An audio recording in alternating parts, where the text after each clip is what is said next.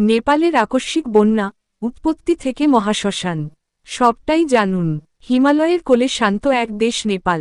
প্রতি বছর লাখ লাখ পর্যটক এখানে আসেন প্রকৃতির অপার সৌন্দর্য উপভোগ করতে। কিন্তু প্রকৃতির এই শান্ত রূপের আড়ালেই লুকিয়ে থাকে এক ভয়ঙ্কর রূপ। যখন মেঘভাঙা বৃষ্টি আর পাহাড়ি দশ একসঙ্গে আঘাত হানে, তখন সেকেন্ডের মধ্যে নিশ্চিহ্ন হয়ে যায় মাইলের পর মাইল এলাকা।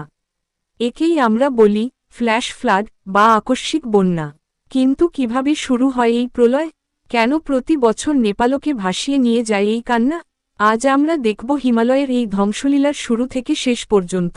এটি কেবল একটি প্রাকৃতিক বিপর্যয় নয়, এটি জলবায়ু পরিবর্তন, ভৌগোলিক অবস্থান এবং মানুষের অসচেতনতার এক সম্মিলিত পরিণতি। 5 মিনিটের এই বিশেষ ডকুমেন্টারিতে আমরা উন্মোচন করব এই বন্যার পেছনের বিজ্ঞান এবং এর ভয়াবহ ক্ষয়ক্ষতির খতিয়ান। ফ্ল্যাশ ফ্লাডের গল্পটা বুঝতে হলে আমাদের প্রথমে তাকাতে হবে নেপালের ভূগোলের দিকে। নেপালের ভূপ্রকৃতি অত্যন্ত খাড়া। মাত্র কয়েক কিলোমিটারের ব্যবধানে সমভূমি থেকে উচ্চতা এভারেস্টের চূড়া পর্যন্ত পৌঁছে যায়। বর্ষাকালে বঙ্গোপসাগর থেকে আসা জলীয় বাষ্পপূর্ণ উষ্ণ বায়ু যখন এই বিশাল হিমালয়ের গায়ে ধাক্কা খায়, তখন তৈরি হয় ক্লাউড বার্স্ট বা মেঘভাঙা বৃষ্টি।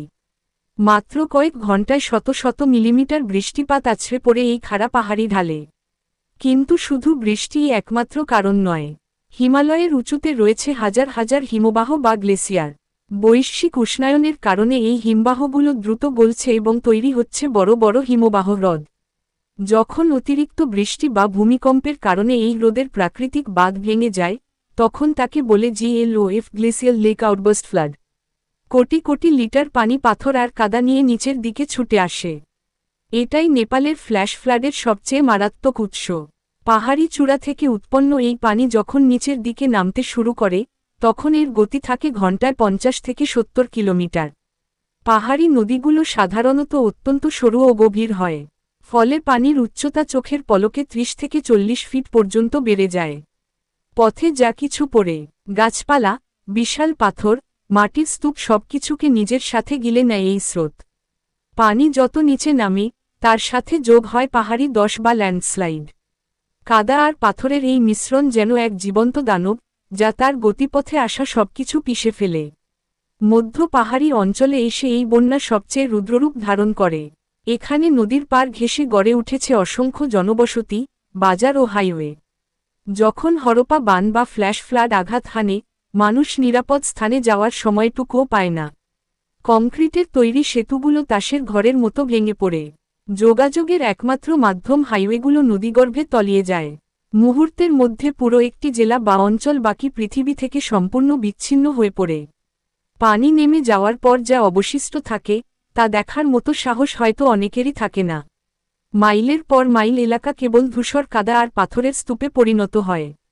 শত শত মানুষের প্রাণহানি ঘটে, হাজারো মানুষ নিখোঁজ হয়ে যায় যাদের দেহ হয়তো কোনোদিনও খুঁজে পাওয়া যায় না। কেবল মানুষের জীবনই নয়, এই বন্যা ধ্বংস করে দেয় নেপালের অর্থনীতির মেরুদণ্ড।